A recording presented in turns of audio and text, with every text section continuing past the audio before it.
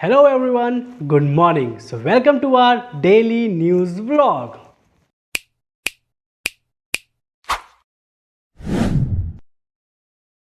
तो फ्रेंड्स आज की डेट है 5th ऑफ नवंबर और डे है शनिवार। वीकेंड शुरू हो चुका है। सो दोस्तों न्यूज़ व्लॉग स्टार्ट करने से पहले अगर आपने हमारे चैनल को अभी तक सब्सक्राइब नहीं किया है तो please subscribe to our channel Tara Sitara vlogs for travelling, knowledgeable and various podcasts.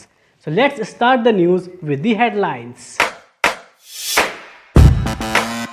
सो पहली हेडलाइन है स्वास्थ्य के बारे में कि कैसे जो अपना एयर पॉल्यूशन होता है वो हमारे हेल्थ को अफेक्ट कर रहा है, ये देखेंगे डिटेल में। सेकंड हेडलाइन है पड़ोसी देश में कैसे बगावती सुर जो है वो तेज़ हो रहे हैं और जिससे हिंसा बढ़ रही है। So let's see the news in detail. दोस्तों एक बहुत बड़ी न्यूज़ पॉलिटिकल ये है कि गुजरात के इलेक्शंस की डेट्स डिक्लेयर हो गई हैं। वहीं पे आम आदमी पार्टी ने अपना सीएम कैंडिडेट भी घोषित कर दिया है। जो एक इशुदानी गढ़ावी करके एक उम्मीदवार हैं, वो पहले एक पत्रकार थे और उन्होंने गुजरात में बहुत बड़ा नाम हासिल किया अपने टीवी शोज़ के ज़रिए। सो अब आम आदमी पार्टी का फेस तय है कि क्या होने वाला है, बट कहीं ना कहीं एक मुश्किल खड़ी हो गई है चुनावी प्रतिक्रिया में उनके लिए, क्योंकि दिल्ली के जो नगर निगम के चुनाव हैं और गुजरात के जो विधानसभा चुनाव है उनकी डेट्स क्लैश हो रही है, मतलब आसपास ही उनकी डेट्स है। तो अब ये आम आदमी पार्टी के लिए बहुत बड़ा एक सोचने वाली बात होगी कि वो फोकस कहाँ करें, किधर अपने जो कैंपेनर्स हैं उनको फोकस करें।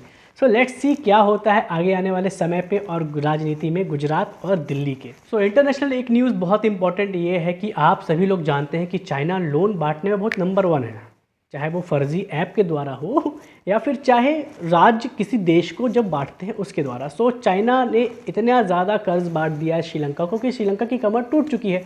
सो अब इन सब चीज़ों से बचाने के लिए एक नया लोन देने वाला जो देश है वो सामने आ रहा है, वो है जापान। अब यहाँ पे अंतर क्या है दोनों देशों में, क्योंकि चाइना जब लोन देता है तो उसकी मानसिक जो वो होती है उसके पीछे जो होता है वो ख़राब होता है कि वो देश को किसी को कब्जा करने में रहता है। वहीं जापान इन सब चीज़ों में नहीं रहेगा और वो ये चाहता है कि चाइना का प्रभुत्व जितना कम हो सके वो वहाँ पे ध्यान दे। सो कल के T20 क्रिकेट मैचेस से खबर ये है कि कल ऑस्ट्रेलिया ने अफ़गानिस्तान को हरा दिया, बट जिस तरीके से फाइट बैक अफ़गानिस्तान ने दिया ऑस्ट्रेलिया को, उसको देखने के बाद सब ने सिर्फ और सिर्फ एक शब्द का वो था, वाह रशीद खान वाह, क्या खेला है आपने। बट अफसोस वो हार गए और टूर्नामेंट से बाहर हो गए हैं। सो अब 4 में से एक सेमीफाइनल की टीम पक्की हो गई है, वो है न्यूजीलैंड। अब धीरे धीरे जो नतीजे हैं वो सामने आएंगे कि 4 सेमीफाइनल की टीम कौन होगी। सो कालिदास सम्मान शुरू हो चुका है, तो वहीं कल 4 लोगों को कालिदास सम्मान अवार्ड जो है वो मिला। तो ये बहुत बड़ी बात है कि 4 लोगों को एक साथ ये अवार्ड्स मिले हैं, जो हैं जिनका नाम है बुधादित्य मुखर्जी, पद्मश्री डॉक्टर पुरुधाधीच, वासुदेव कामत और भूता राजीव वर्मा। सो इन चारों लोगों को ये पुरस्कार मिला, तो इन सभी लोगों को बधाई है। और जो लोग MPPSC की तैयारी कर रहे हैं भैया नोट कर लो, प्रश्न आ सकता है। तो कल बहुत ही धूमधाम से बनाया गया देव उठनी एकादशी। बताते हैं कि इस दिन जो कृष्ण भगवान हैं वो 117-18 दिन के बाद नींद से जागते हैं और कहीं ना कहीं हमारे हिंदू धर्म में इसका एक ये भी एक साइन होता है कि अब से शादियाँ चालू हो जाएंगी, मतलब हिंदू शादी विवाह अब चालू हो सकते हैं। तो सभी को बहुत बहुत बधाई और हम ये प्रे करते कि आने वाला समय आपके लिए बहुत ज़्यादा अच्छा हो। सो चीता जिसको छोड़ा गया था प्रधानमंत्री मोदी जी द्वारा कूनो नेशनल पार्क में अपने मध्य प्रदेश में, वो अब छोटे बाड़े से अब बड़े बाड़े में जाने को तैयार हो गए हैं। ये ऐसा इसलिए किया गया था कि पहले उनको छोटे में रखा, जैसे वो धीरे धीरे टाइम के साथ एडेप्ट हो जाए यहाँ के एनवायरनमेंट के प्रतिकूल। सो अब धीरे धीरे उनको बड़े बाड़े में रखा जा रहा है, एक एक करके उनको छोड़ा जा रहा है। फिर धीरे से उनको जो पूरी वाइल्ड लाइफ सेंचुरी है, कोनो जो वाइल्ड लाइफ सेंचुरी है, नेशनल पार्क है, वहाँ पे छोड़ दिया जाएगा। तो ये अच्छी बात है, प्रगति की बात है कि यहाँ पे ये लोग अडेप्ट हो रहे हैं। अभी तक कोई ऐसे नेगेटिव जो साइंस हैं वो दिखाई नहीं दे रहे हैं। So it's a very big thumbs up. So Elon Musk के ट्विटर टेकओवर के बाद अब इंडिया में भी उसकी कहीं ना कहीं प्रतिक्रिया दिख रही है। जो बहुत सारे ट्विटर के एम्प्लॉय थे इंडिया में, अब उनकी छटनी शुरू हो गई है। बताया ये जा रहा है बहुत सारे लोगों के द्वारा कि ये वही लोग हैं जो किसी को भी किसी बात पे बैन कर दिया करते थे, उनका ट्विटर अकाउंट बंद कर दिया करते थे, अब उनको उनके कर्म की सज़ा मिल रही है। तो किसके कर्म की सज़ा किसको मिल रही है और आगे आने समय पे ट्विटर में और क्या घमासान होगा, इसके लिए भैया बने रहिए हमारे साथ।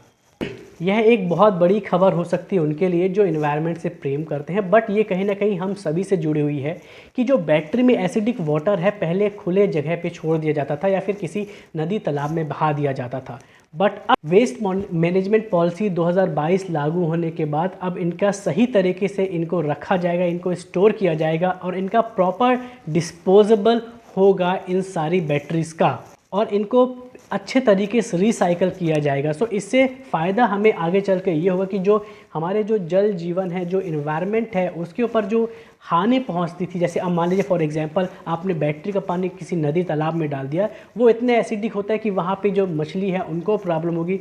सो इससे धीरे धीरे पूरे फूड चेन में ये कहीं ना कहीं हमारे अंदर भी पहुँचता था। हम लोग इस बात पर ध्यान नहीं देते हैं, बट ये हर चीज़ कहीं ना कहीं एक दूसरे से लिंक्ड होती है और जब तक ये ह्यूमंस को अफेक्ट नहीं करता इस पर कोई ध्यान नहीं देता। सो ये अच्छी बात है, ये बहुत अच्छा कदम है जिस पे गवर्नमेंट काम कर रही है।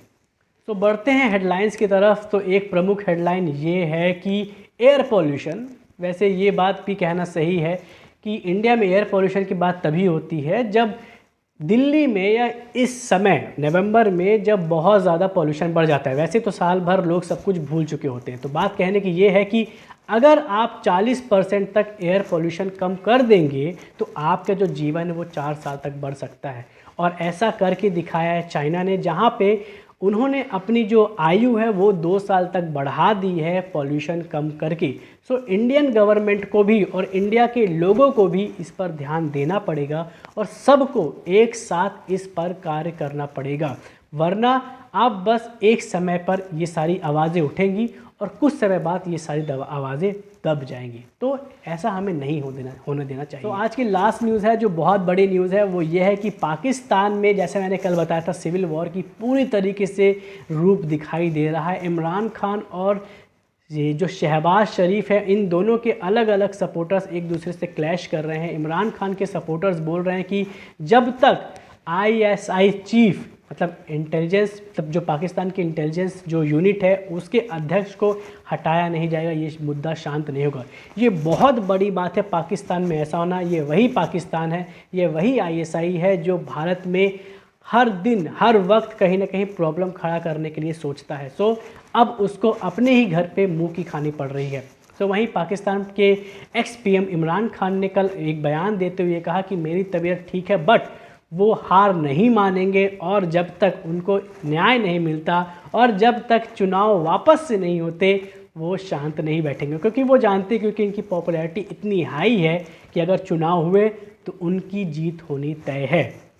तो लेट्स सी क्या होता है फ्यूचर में। हम सब अपनी नज़र इस पे बनाए रखेंगे और आपको सिंपल और इजी लैंग्वेज में ये सारे जितने भी वर्ल्ड इवेंट हो रहे हैं, इंडिया में जितने भी इवेंट हो रहे हैं, आपको समझाते रहेंगे, बताते रहेंगे डेली न्यूज़ ब्लॉग के ज़रिए। बट इसके लिए आपको हमारे चैनल को सब्सक्राइब करना पड़ेगा, इस वीडियो को लाइक और शेयर करना पड़ेगा, जैसे और लोगों तक ये बातें पहुंच सके। So with this, thank you so much, नमस्ते।